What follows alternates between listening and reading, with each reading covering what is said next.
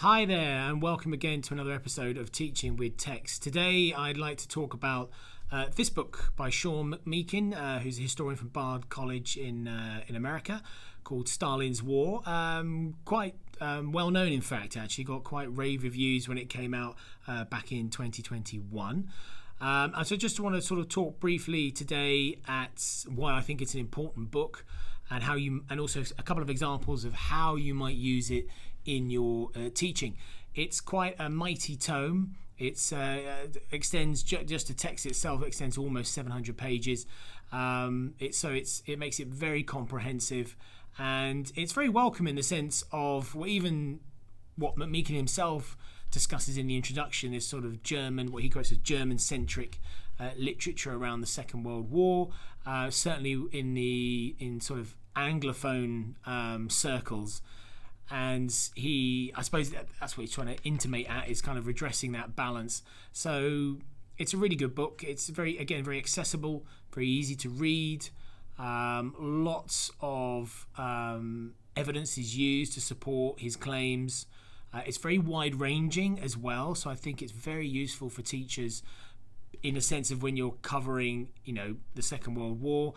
Because of this Soviet perspective, it also brings in not just the European war, the European theatre of the war, but also focuses quite a lot on the Asian theatre of the war, and also the relationship between the different belligerents. But in the case of Stalin here, his relations with America before and during the war as well. So it really does encompass many different aspects of the global dynamic of this war as well, but focusing primarily obviously from Stalin's perspective.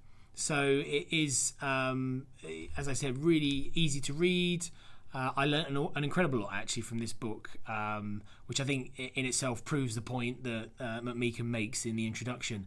So it was really refreshing to see this sort of the Soviet perspective, and he's not an apologist here for Stalinism at all, but very much looking at the needs from Stalin's perspective leading up to the war, how he might engage with the increase in fascism in Europe, what that might mean. Meakin early on in the book brings in this sort of proxy war between Hitler's Germany and the Soviet Union regarding the Spanish Civil War as well. That's really interesting. So I like the early part of the book, particularly to sort of draw in and give us that kind of that contextual picture of the time, which is really, really useful. So I just want to kind of use a couple of examples here of what you might bring into your teaching. I'm going to focus in on the Asian side of the war in a way. So there's a couple of good parts of the book here. If I just pick this up here and go through. So just around sort of early on in the book, page 6 or 62 up to 67, he's sort of discussing you can see the map here on page 65, okay, that he uses here. And it's very good at looking, it looks at sort of Stalin's strategy towards China in a sense, so how he sees himself as kind of propping up Chiang Kai-shek's nationalist forces unwillingly, from what McMeakin provides, in a sense of McMeakin talks about Stalin creating these sort of diversionary battles. So for example, he quotes Lake Khasan here in 1938. Also the perhaps more famous Battle of Kalingol in May to September of 1939. So he talks about these as kind of, as I said before, kind of diversionary tactics, drawing off Japanese forces from Chiang Kai-shek's nationalists further south in China.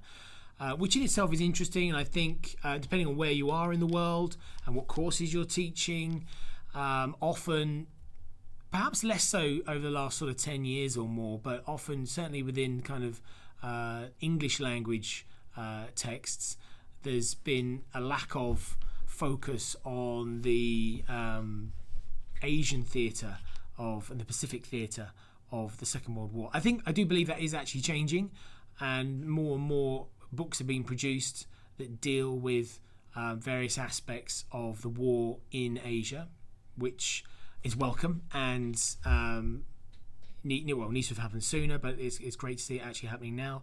And as I was saying before, it kind of shows that section there. McMeakin really focuses in on how Stalin is supporting the kind of Maoist communist forces, but in a sense not particularly with much gusto, if you like, and using it in a sense of just these tactical interventions to prevent Chiang Kai-shek's forces from being overwhelmed.